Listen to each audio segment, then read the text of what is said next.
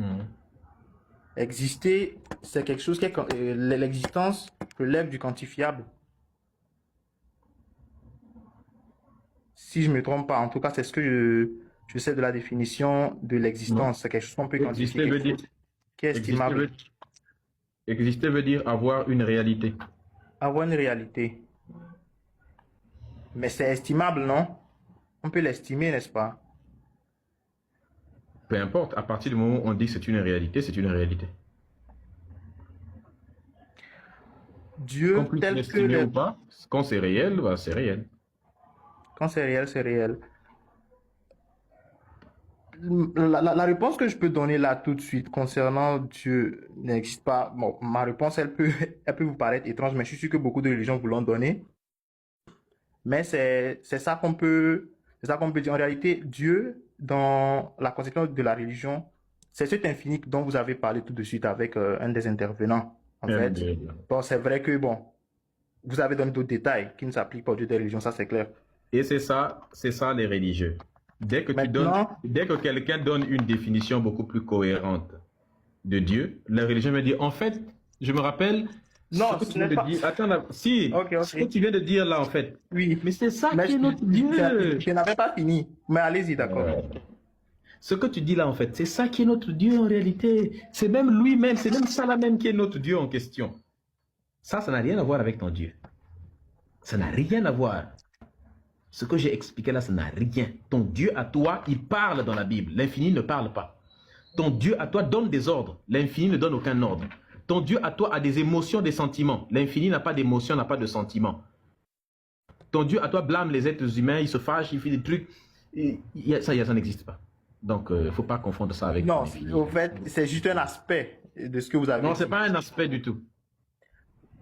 Ce qui m'a intéressé surtout parce que l'autre qui avait intervenu avait dit la même chose. Enfin, vous l'avez arrêté, certes, mais quand vous parliez, j'avais l'impression que vous parliez de mon Dieu. Sauf que bien sûr, vous n'avez pas appliqué d'autres aspects. C'est pourquoi je dis, c'est un aspect, l'aspect infini et insaisissable. Non. Ça a une réalité, mais c'est insaisissable. Non. Vous avez donné l'exemple des grains de sable qu'il y a partout dans le monde. On peut pas les chiffrer. Mais ton Dieu, oui, mais ce que je dis moi là, ça ne parle pas. Ton Dieu, lui, il agit dans le réel. Je sais pas si tu comprends. Mais il est hors. Ce n'est pas de ta faute. Il n'est Il pas, en il est peut hors. pas, il n'est pas hors du réel. Ok, si, c'est comme ça que nous le concevons. Est-ce que Dieu, non, c'est pas comme ça que vous savez que tu ne connais pas la Bible. Est-ce que Dieu est omniprésent?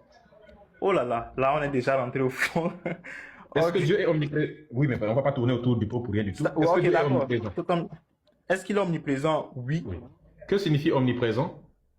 Omniprésent, c'est avoir la capacité d'être partout à la fois. C'est pas avoir la capacité. Omniprésence, Bon, ok, c'est c'est être partout. être partout à la fois. D'accord. Est-ce qu'il est dans, si le Dieu est partout, est-ce qu'il est aussi dans la réalité? Il gouverne la réalité, en fait. Il a créé. Je ne t'ai pas demandé s'il je déteste les gens qui jouent avec les mots. Je ne t'ai pas demandé de savoir ce qu'il gouverne. Est-ce qu'il est dans la réalité aussi?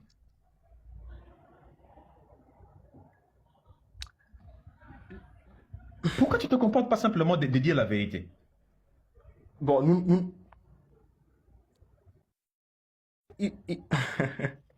je sais que si je réponds à cette question, je suis foutu en fait. C'est pourquoi je dois. Faut que Mais tu dois, mais tu dois, la bouche du juste professe, Oh non. n'aime pas le mensonge. C'est la Bible qui le dit. La bouche du juste doit dire la vérité et éviter le Non. mensonge. Parce que le diable dit, la Bible dit le diable est le père du mensonge. Donc, tu dois dire la vérité, même si elle te brûle les lèvres, tu dois lui dire. Bon, ok, je vais répondre à ça et s'il vous plaît, vous allez me donner la main, s'il vous plaît. La main. Oui, c'est-à-dire la main pour poser la question. Quoi. Mais réponds d'abord. Oui, c'est ce que je dis, je vais répondre. Qu'est-ce que vous avez demandé déjà, s'il vous plaît, rappelez-moi. Tu as dit que Dieu n'est pas dans le réel. Je t'ai demandé, est-ce que Dieu est omniprésent? Tu as dit oui. Je t'ai demandé omniprésent veut dire quoi? Tu as dit présent partout.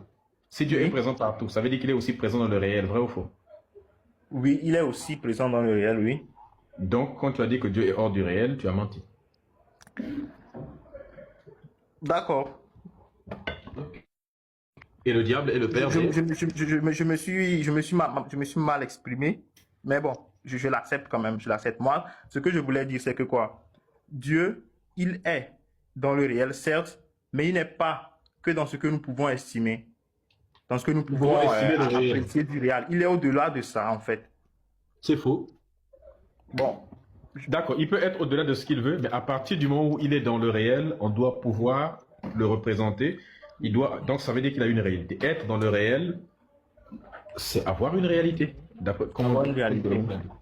Oui. Ok. Et s'il a une réalité. D'accord. J'ai une question à vous poser, s'il vous plaît. Oui.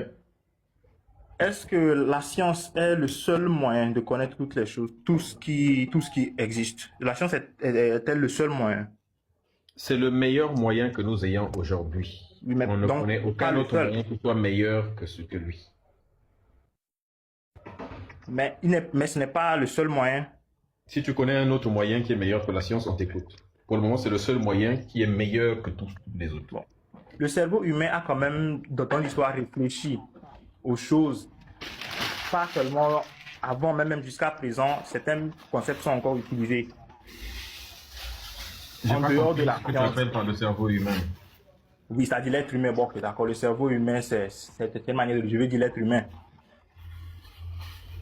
L'être humain n'a pas toujours pensé par la science. Et même jusqu'aujourd'hui, ne pense pas seulement par la science.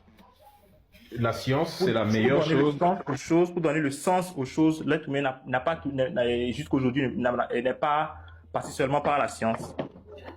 La science, on s'en fout de là où il est passé. Pour le moment, la meilleure chose qu'il a aujourd'hui pour décrire, pour expliquer le réel, c'est la science. Et c'est le résultat, si tu veux, de tout ce que l'humain a pu produire de bien. D'accord. Dans tout ce qui concerne la réflexion, ainsi de suite. Ok, j'aimerais savoir, alors, lorsque l'être humain philosophe, par exemple, selon vous, à quoi il veut faire allusion quand il philosophe? J'ai pas compris la question à quoi il doit faire allusion. Quand l'être humain fait de la philosophie, il pense à quoi? Qu'est-ce qui lui fait faire de la philosophie? Son cerveau. Ce dont traite la philosophie, la science peut-elle quantifier cela, par exemple? Ça dépend. La philosophie peut traiter d'à peu près tout, mais la science, elle, son problème, ce n'est pas... La philosophie peut réfléchir, peut penser sur est-ce qu'un truc existe ou n'existe pas. La science, c'est pas son problème. La science, elle vient, elle teste pour te dire, on applique une méthode. D'après cette méthode-là, cette chose existe. Ou d'après cette méthode-là, on n'a rien vu, ça n'existe pas. Le jour où tu peux réfléchir, tu peux philosopher, tu peux réfléchir comme tu veux sur ça, c'est bien. Mais nous, on est capable de te dire si ce sur quoi tu délires, c'est vrai ou c'est faux. Oui, voilà. Scientifiquement parlant, n'est-ce pas? Scientifiquement parlant. Ça veut rien dire scientifiquement parlant, ça. Oui, non, mais scientifiquement parlant, ça dit si on veut appliquer la science. Mais je ne sais pas si tu comprends, en fait. Ça ne sert à rien de dire si on veut comprendre. La philosophie, c'est simplement le fait de réfléchir, de penser sur les concepts. Nous, toi et moi, nous sommes en train de parler du fait de déterminer qu'une chose existe ou pas. La philosophie, son boulot n'est pas de déterminer si quelque chose existe. La philosophie n'a pas une méthode aussi rigoureuse que celle de la science. Je t'ai dit que la science, c'est le meilleur moyen. Oui. Mais je ne sais pas ce que tu cherches en réalité. Est-ce que si ton but, c'est de chercher à dire que, écoute, on peut déterminer l'existence de Dieu par la philosophie, la réponse est faux. La réponse est non. Non, pas déterminer l'existence de Dieu. De toute façon, on ne peut pas prouver scientifiquement l'existence de Dieu. Ça, c'est clair. Bah, ça veut dire que Dieu n'existe pas. Tout ce qui existe, on peut le prouver scientifiquement. Si on ne le fait pas aujourd'hui, on le pourra plus tard. Mais si on ne peut pas, on le pourra plus tard. Pour certaines choses, par exemple. S'il y a des choses qui existent et qu'on ignore, par exemple, eh bien, plus tard, peut-être qu'on pourra. Oui, la science avance, donc c'est clair qu'on découvrira certaines choses encore, ça c'est clair. Ben, ça c'est clair. Oui. Oui. Et c'est quand on les découvrira plus tard qu'on dira que ces choses-là existent. Pour le moment, on ne peut pas dire que ça existe. C'est la posture la plus honnête possible. Ben, c'est ce que toi, tu dois faire aussi. Tu dois adopter une posture très honnête et dire que pour le moment, il y a des choses on ne connaît pas. Le jour où on saura que ça existe, on dira que ça existe. Mais pour le moment, on ne sait pas, on ne dit pas que ça existe. Tu comprends? Oui, je comprends, bien sûr, je comprends. Voilà. Donc moi, si je meurs, par exemple, demain, moi j'irai au paradis et toi tu iras en enfer. Parce que si ton Dieu est un Dieu qui... Bah, parce que quand je vais mourir, Quand on me demandera si je vois, si Dieu existe et que je le vois, il me dit pourquoi tu n'as pas cru en moi? Je lui ai dit je n'ai eu aucune véritable raison de te croire. J'ai utilisé mon cerveau, mais je n'ai eu aucune preuve factuelle. Nous avions une méthode, c'est la meilleure méthode qu'on appelle la science, pour déterminer si quelque chose existe ou pas. Bah, on n'a pas pu déterminer ton existence. Et donc, bah, j'ai été sincère. Je n'ai pas voulu croire en quelque chose pour lequel je n'avais aucune preuve. Maintenant que je suis devant toi, je vois que tu es là, tu as des preuves. Là, maintenant, je suis disposé à te suivre. Mais avant, je n'avais aucune bonne raison. Je ne pouvais pas être hypocrite, suivre quelque chose pour lequel je n'avais pas de preuves. Ce n'est pas bien. Cette méthode-là avait commis suffisamment de problèmes sur Terre. Des gens suivaient des choses sans preuve. Eh bien, ils ont fini par commettre des génocides, ainsi de suite. Donc, c'est pas de ma faute. Dieu va dire, alors voilà. Voilà un au moins qui a utilisé son cerveau de la meilleure des manières. Oui, mais vous savez, si on prouvait Dieu scientifiquement, hein, vous savez, vous êtes d'accord avec moi que il cesse d'être Dieu, il devient un objet, hein. Mais Dieu est un objet, justement. Ah non, en tout cas, non, non, on ne le pense pas comme ça. Mais n'est pas un pourquoi objet. est-ce que vous pensez Dieu n'est qu'un objet de pensée? Un objet de pensée, non? Mais votre Dieu à vous n'existe pas. En fait, tu ne comprends pas quelque chose. Tu es en train en gros de me dire que ton Dieu ne peut exister que dans l'imaginaire. Parce que tu as peur qu'on le représente. Si on le Pas représente, dans l'imaginaire, mais dans la révélation. c'est quoi la révélation? Oui, la révélation, c'est recevoir. Ben, je ne vais pas donner une définition de dictionnaire, mais la révélation, c'est recevoir quelque chose qu'on n'a pas. Enfin, on peut recevoir quelque chose comme révélation, quelque chose que nous-mêmes nous aurions pu découvrir. Mais dans le cas de la religion, non, c'est recevoir quelque chose qu'on ne connaît pas, qu'on ne peut pas connaître de nous-mêmes. C'est ça la Est-ce que la révélation. Bible est... D'accord. Est-ce que la Bible est une révélation? La Bible est une révélation. Oui, il y a des éléments à l'intérieur qui sont des révélations. D'accord. Cite-moi alors un élément dans la Bible que les êtres humains ne connaissaient pas et que les êtres humains ont connu par la Bible et ne pouvaient pas connaître sans la Bible. En gros, qu'est-ce que la Bible est venue nous apprendre? Si la Bible est une révélation, qu'est-ce qu'elle est venue nous apprendre ou révéler que nous ne connaissait pas déjà?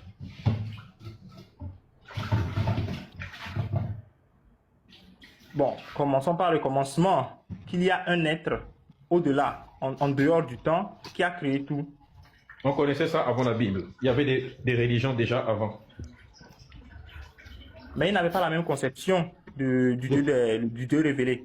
Mais peu importe qu'ils aient la conception ou pas, à partir du moment où tu as dit qu'il existe un Dieu, à partir du moment où on détermine qu'il existait déjà des dieux, même si la conception n'est pas la même, bah vous avez simplement repris un concept qui existait et vous l'avez marmaillé un petit peu. Donc vous n'avez pas inventé, on n'appelle pas ça de l'invention. Le concept de Dieu existait déjà avant. Donc qu'est-ce que vous avez apporté?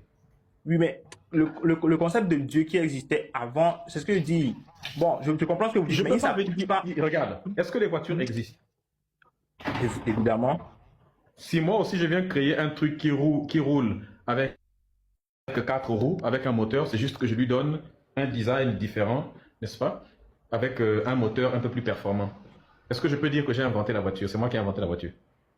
Bon, si on suit votre exemple, bien sûr que non. Vous n'avez pas inventé le concept de Dieu. Les religions existaient déjà avec des dieux. Toutes les caractéristiques que vous avez données à votre Dieu existaient. Les dieux des autres aussi étaient tout puissants, ils étaient uniques, ils étaient X, Y. Vous n'avez rien inventé. Mais essayons de voir ce que chacun dit. Je n'essaie de rien voir. Je te demande de me donner quelque chose de nouveau. Donne-moi un truc de nouveau. Ne me donne pas des trucs qui existaient. Vous êtes venu remasteriser. Vous êtes venu apporter votre propre version. Donne-moi un truc qui n'existait pas du tout. Qui n'existait rien du tout. Vous êtes venu apporter ça où on sait que oui, sans vous, on n'aurait pas pu avoir ça. C'est vraiment un truc nouveau que vous avez apporté. C'est ça une révélation. Venir apprendre un truc qui n'existait pas. Donne-moi ce que la Bible nous apporte de nouveau. Un seul truc. Un. Vas-y. Dieu s'est fait homme, par exemple.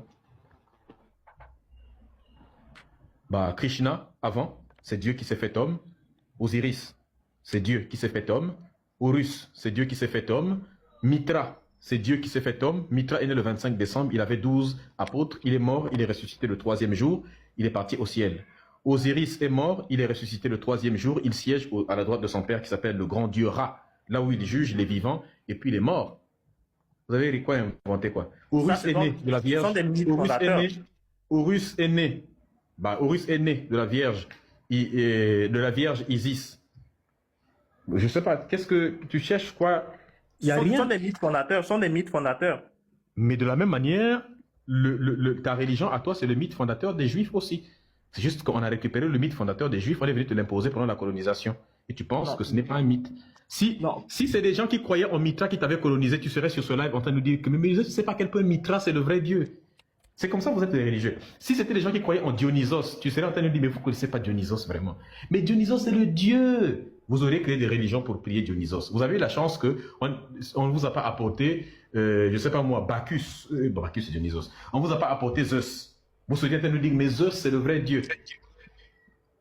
C'est ça en fait. Vous avez pris des religions des personnes qui ont violé vos grands-mères, c'est tout. Non, non. Bon, moi, je ne conçois pas ça de la sorte.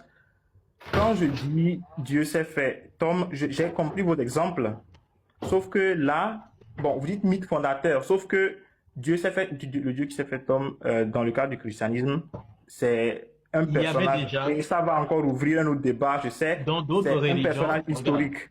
Attends, Ceux que vous dans avez d'autres... cités sont des mythes fondateurs, ils n'ont pas existé réellement. Non mais attends, je comprends pas ce que tu es en train de raconter là. Oui, j'ai dit ce que le christianisme dit de nouveau. J'ai dit, Dieu s'est fait homme. Et vous avez pris des exemples, n'est-ce pas? Le christianisme aussi est un mythe fondateur. Oui, c'est pour ça que le j'ai dit. judaïsme. Ça vient du mythe des Juifs. Non.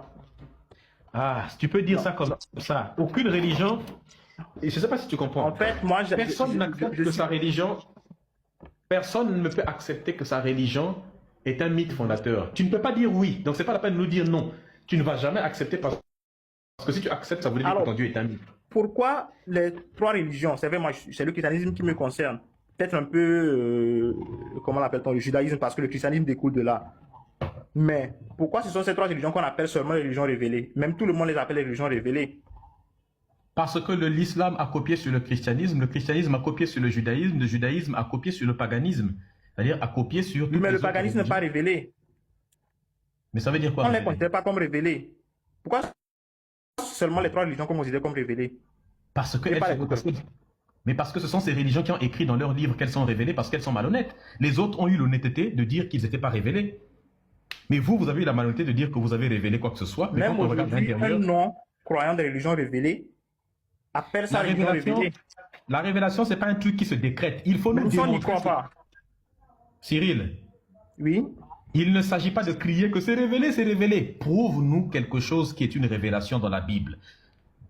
Tu connais la Bible. Dis-moi un truc à l'intérieur qui n'existait pas avant. Jusque-là, tu es incapable de nous dire une chose qui est une révélation pure qu'on a fait à l'humanité, que l'humanité ne connaissait pas avant. Tout ce qui est à l'intérieur, l'humanité connaissait et faisait déjà avant. C'est quoi qui est révélation?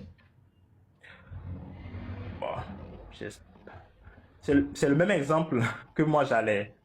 Donc, tu n'as pas d'exemple. Non, c'est le même exemple. C'est ce que je dis. L'exemple que vous avez cité, quand j'ai dit Dieu s'est fait homme, je parlais de Jésus. Les exemples que vous avez cités, ce sont des personnages mythiques. D'ailleurs, même, on ne les personnifie pas. Cyril. Alors que Jésus est un personnage historique. Bon, c'est ce que j'ai dit. Et c'est pourquoi j'ai dit que c'est vrai que si Jésus est un personnage historique, ça va ouvrir notre débat. Jésus n'est pas... Non. Jésus n'est pas un personnage historique. Il est un personnage mythologique comme les autres. Non. Prouve que Jésus a existé. Que je prouve que Jésus... Bon, on a quitté l'Ancien Testament pour venir directement au Nouveau. Bon, ok, allons-y.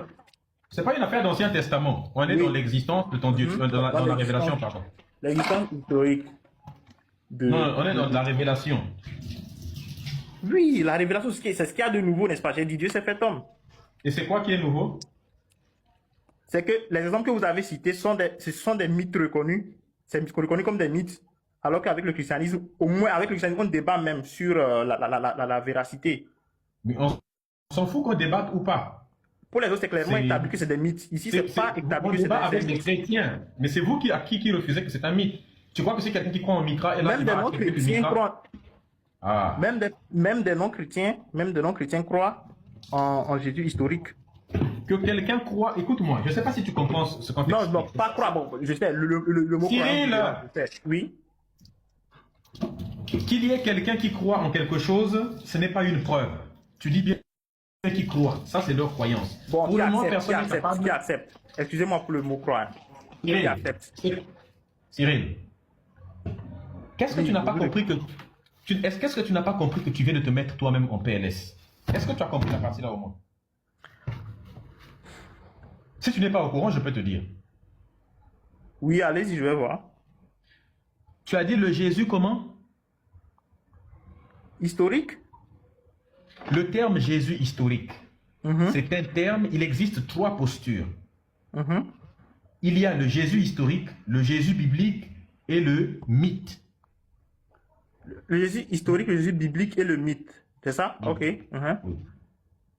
Le Jésus biblique, c'est ce en quoi les chrétiens croient, c'est-à-dire ils croient que le personnage de la Bible a existé tel que décrit dans la Bible.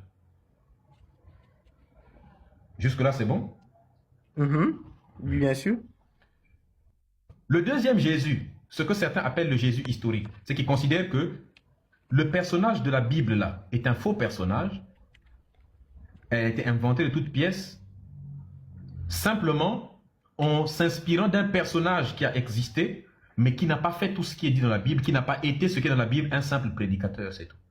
Mais qui n'a pas marché sur l'eau, qui n'est pas le Fils de Dieu, quoi que ce soit, rien du tout. Et le troisième, ça aussi, il n'y a pas de preuve vraiment de ça. Le troisième, c'est ce qu'on appelle le Jésus mythique. Bon. C'est-à-dire que c'est des... Ah, écoute d'abord. Oui, oui, oui, bien Les sûr. Jésus mythiques. C'est là où moi je suis. Des gens qui disent que les deux là, premier là, c'est des inventions. Il n'y a pas de Jésus. Le Jésus biblique est un mythe. Même le soi-disant Jésus historique, c'est des faux. Jésus est un personnage totalement mythologique. Et on trouve plein de personnages. Le Jésus, en tout cas décrit dans la Bible, est un mythe total. On trouve dans l'histoire plein d'exemples de la même forme de vie. La même naissance, la même mort. Bref, c'est le même scénario de vie. Mais sauf que les chrétiens n'acceptent ni le Jésus historique, ni le Jésus mythique. Ils acceptent Moi, j'accepte le chrétien historique. Non, les chrétiens acceptent le Jésus Cyril. historique. Cyril, un bon chrétien ne peut pas accepter le Jésus historique parce que le Jésus historique nie le Jésus biblique.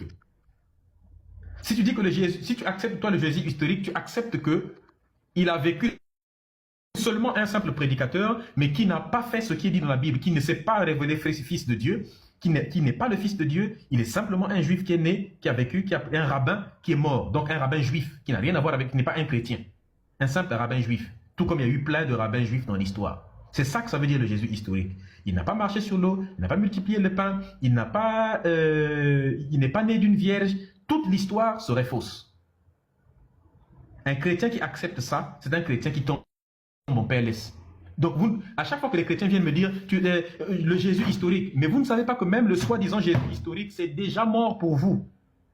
Le seul Jésus qu'un chrétien doit défendre, c'est le Jésus biblique. Et comme par hasard, c'est le Jésus que tout le monde ne peut pas défendre aujourd'hui.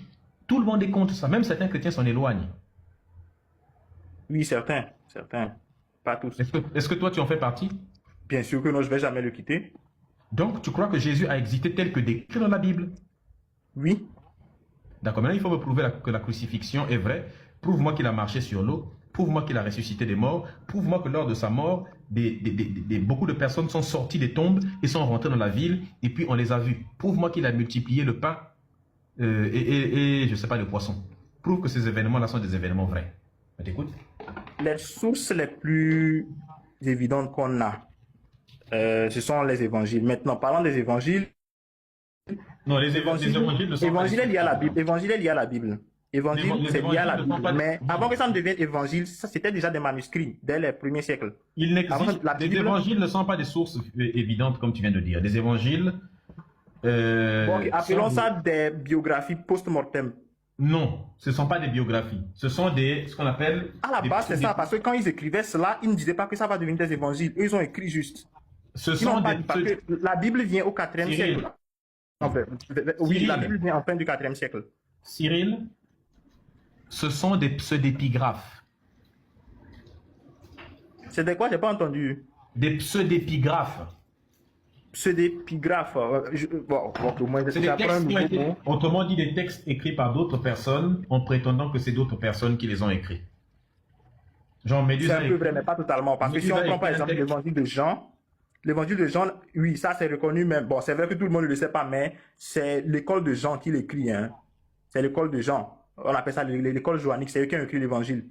Donc, Ils ont été instruits par Jean. évidemment. Mais sauf que non, non, Oui, c'est faux. Ce n'est pas.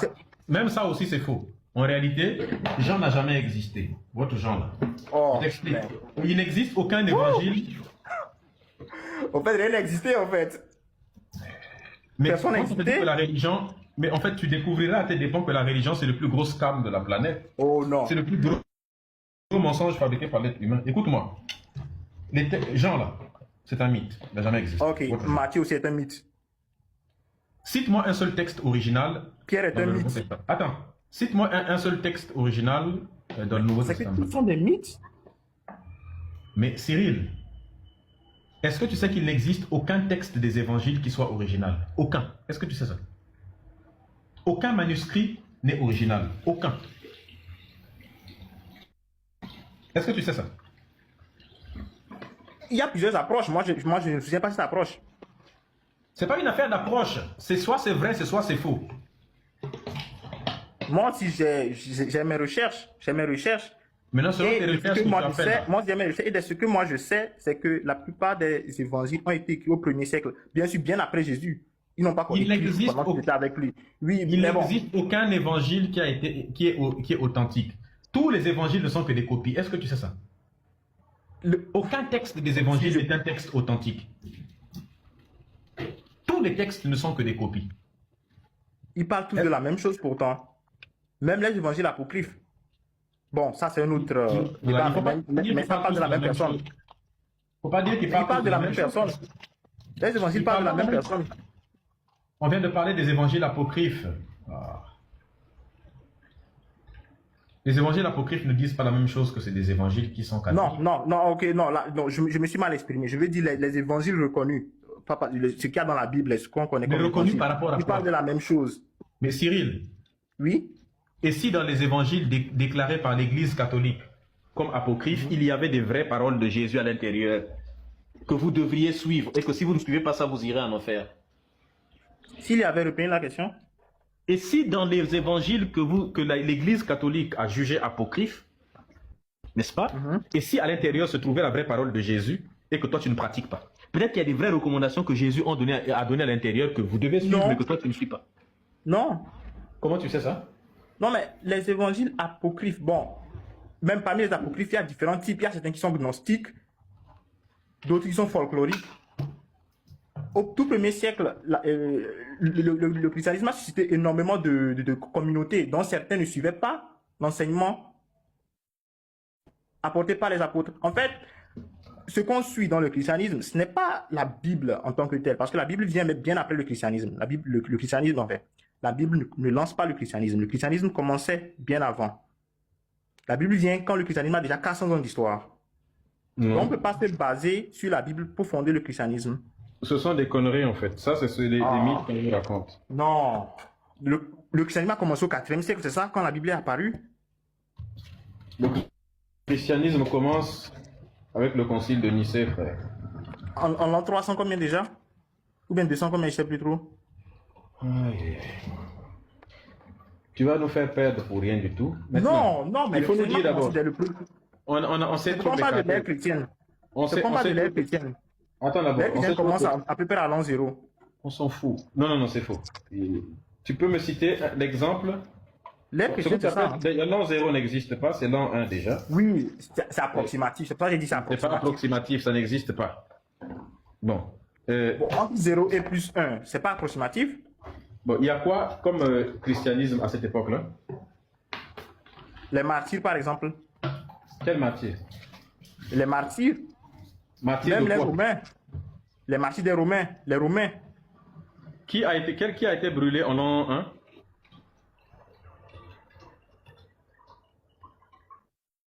Brûlés en l'an 1. Ben, il y a des histoires. Bon, beaucoup ont été en l'an 1. Mais Non, qui en a l'an- été martyr en l'an 1?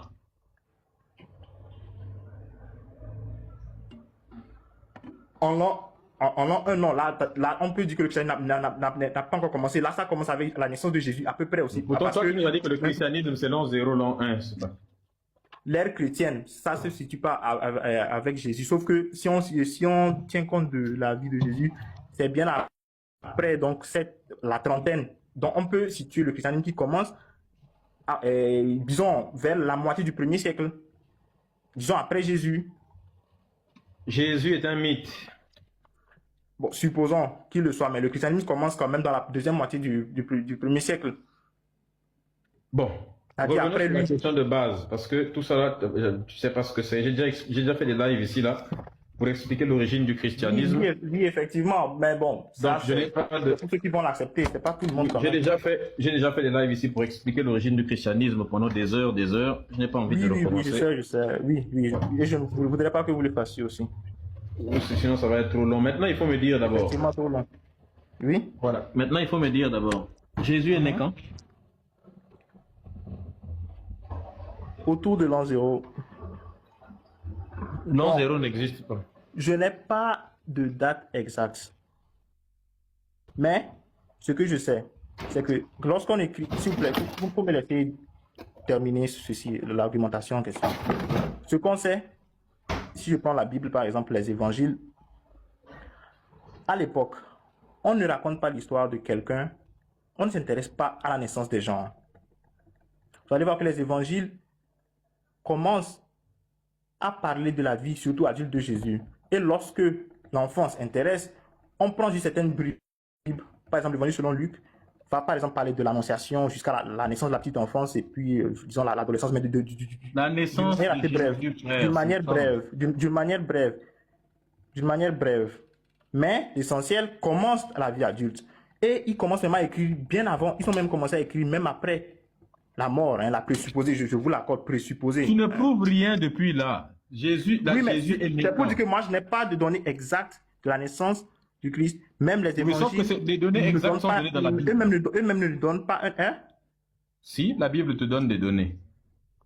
Oui, bien sûr, on parle de recensement de qui ou de quoi. Bon, bref, il y a des détails un peu bizarres. Ah, mais tu as dit que tu croyais aux évangiles, non? Oui, mais comme des témoignages, les évangiles ce sont des témoignages. Oui, mais Le vous avez dit ça témoignage, dans la Bible. Oui, mais vous croyez que c'est une tradition orale qui a été écrite bien plus tard. Donc, évidemment, au tout début, il y aura des pertes d'informations. Mais j'ai La un truc Bible que je ne n'est pas. comprends pas. Attends. Mhm. La Bible, c'est un livre saint. Si tu me dis que dans un livre saint, il y a des pertes d'informations, ça, c'est devient n'importe quoi. Pourquoi vous, si ce sont des témoignages, pourquoi vous prenez des témoignages et vous déclarez que c'est devenu des écrits saints? Bon, ce qui est saint, c'est la parole de Dieu. Hein. Mais comment ça peut être la parole de Dieu? La meilleure définition de la Attends. parole de Dieu, c'est dans Jean chapitre 1, le tout début. C'est ça la vraie définition de la parole de Dieu. Mais comment tu peux dire Cyril, oui, j'écoute. Comment tu peux dire que c'est la parole de Dieu alors que tu viens de déclarer tout de suite que ce sont que des témoignages et ils comprennent des erreurs? La parole de Dieu, vous voulez la définition? Bon, quand on dit la Bible est parole de Dieu à une condition. C'est chez moi, ça sonne? Non. Ok. Vas-y. La Bible est la parole de Dieu à une condition. Si on tient compte de la définition de la parole de Dieu qu'on a dans Jean chapitre 1 au tout début. La vraie parole de Dieu, c'est ça. Même dans le sens originel, on parle du verbe de Dieu. Mais bon, avec les traductions, plus tard, on a parole de Dieu. C'est ça la vraie définition de la parole de Dieu. La Bible est parole de Dieu si elle est interprétée à la lumière de cette parole de Dieu décrite dans Jean chapitre 1 au tout début. La parole de Dieu, la vraie définition, la plus sûre et la plus utilisée par les chrétiens, la plus fiable, c'est ce qu'on a en Jean chapitre 1, au tout début. Au commencement était la parole était avec Dieu, la parole était Dieu. Et plus tard, on dira qu'elle a pris chair et elle a habité parmi nous. C'est ça. Ce n'est pas ça la parole de Dieu. La parole de Dieu, c'est toute parole qui est inspirée de Dieu. Et Jean chapitre 1, alors c'est quoi là-bas? On s'en fout de Jean chapitre 1. Puisque c'est dit aussi parole, puisque c'est aussi dit parole. Mais je dis que c'est ça la définition la plus fiable. Quand on dit que la Bible est la parole de Dieu, ça n'a rien à voir avec au commencement. Quand on dit que la Bible est la parole de Dieu, ça veut dire quoi?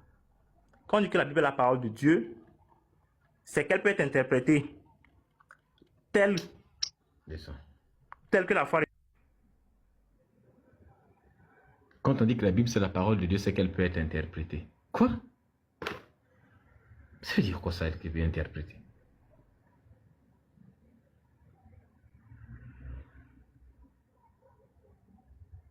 Tu parles d'interprétation déjà. On dit que la Bible est la parole de Dieu parce que les gens qui ont écrit les textes de la Bible prétendent avoir été inspirés par l'Esprit Saint de Dieu et que les paroles qu'ils ont prononcées sous inspiration de l'Esprit Saint, c'est censé être la parole de Dieu. Ça aussi, c'est simple à répondre. Pourtant, si tu es religieux, tu es censé... Je ne suis même pas chrétien, mais normalement, c'est ça que tu dois dire en tant que chrétien. Puisque c'est écrit même dans la Bible que toute écriture est inspirée de Dieu et est utile pour enseigner.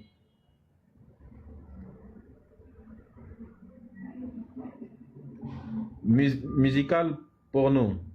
Hein? Promo.